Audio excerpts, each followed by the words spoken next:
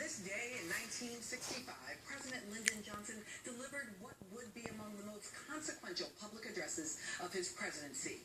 8 days after hundreds of voting rights activists in Selma, Alabama were brutally attacked on the day that would become known as Bloody Sunday, President Johnson addressed the nation and a joint session of Congress, making it clear without equivocation where he stood.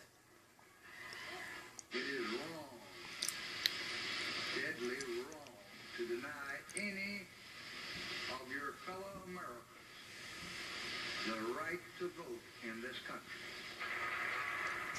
Johnson had planned to wait to propose a voting rights bill, fearing Congress would not be receptive to another measure so soon after the Civil Rights Act of 1964. But the violence on the Edmund Pettus Bridge galvanized both Democrats and Republicans, and Johnson recognized that the time for action had come. More than 70 million television viewers tuned in to hear Johnson as he spoke of the dignity of man and the destiny of democracy. He called on Congress to pass a bill providing federal protection for the right to vote. And he called on the country to embrace equal access to the ballot as not just a goal of one race, but the promise of a nation. Before this speech, as President Johnson headed to Capitol Hill, he passed by civil rights protesters, many of them still quite skeptical of what he would say, and some singing the civil rights anthem, "We shall overcome." Minutes later, their refrain and their cause would be echoed by that president in a moment that would move many to tears, including Dr. Martin Luther King Jr. Their cause must be our cause too.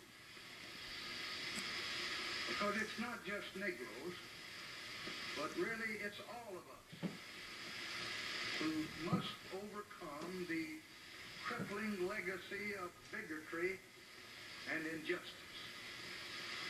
And we...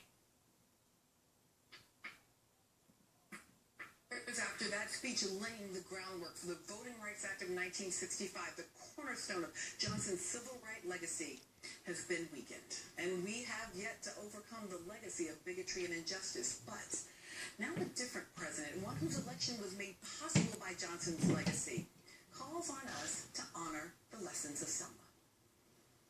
If we want to honor the courage of those who marched that day, then all of us are called to possess their moral imagination. All of us will need to feel as they did the fierce urgency of now.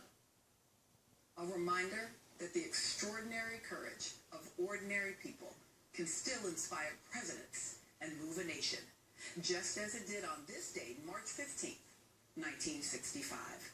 And that's our show for today. Thanks to you at home for watching. I'll see you next